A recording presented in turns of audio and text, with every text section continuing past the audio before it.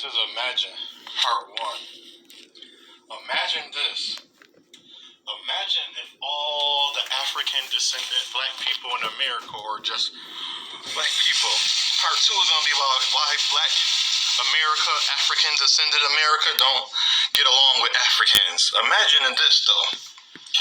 Imagine if all the black people that was single got together and adopted a child in a foster home.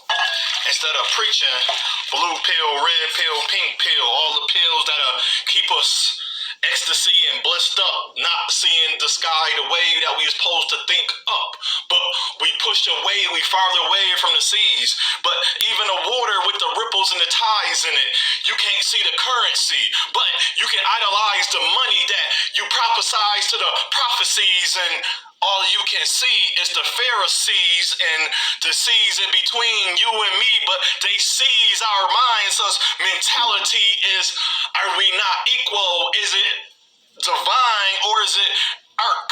So the patriarch and the matriarch so divide us, don't bring us together. Just keep on conquering our minds, so it'll be hard to find that if I live asexually or I'm a pan or I'm gay, that I want to be with somebody that's as me, but we don't want to take the time out to find somebody that we supposed to live on this earth together.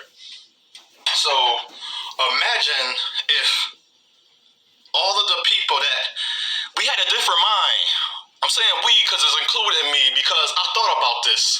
If we adopt all the kids, and imagine if all the women didn't get abortions and we adopt all the kids.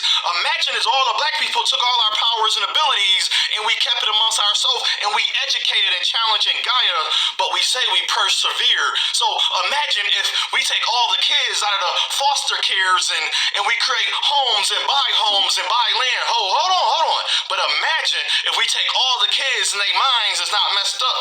So even me and you was once a child, because a child saved was going to be a soul saved, because at one point we was a child. So if we imagine we take everything that we have and we know and we bring each other together and we adopt those kids and we don't have abortions and we don't think everybody else is better than us, whether it's man or a woman, and think other race is going to save us, think some belief.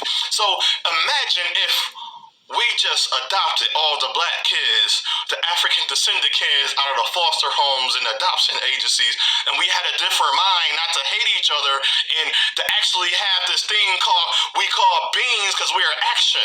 So this love is an element, earth, wind, fire, and water. But what about love? The element of what? It's not a surprise, and it is a choice. It's not blind, because we can find, because there's good things between the process, the vindication of love is not futile, it's not irony, it's not ignorant, it's not selfish, it's not boastful. It don't take away from nothing from me and you to give a child a home if a person cannot provide a better life for that child. So imagine again, if we took all the kids that's adopted, we took away our colorism and our hatred for ourselves, so our racism for our own self, our hatred, our contempt, our disdainment, which is overall hatred, which we add in envy, is one of the 7 deadly things that we find, including jealousy, and we should add another one to the picture. It's called selfishness. Imagine if we wasn't selfish, but we was selfless. So imagine all those kids that didn't have a home, that didn't have a good example or a father or mother. Maybe you as a man and you as a woman can be a better role model to these children. Imagine that. So the figure that they see in a position is not negative and is not what we call toxic, quote unquote.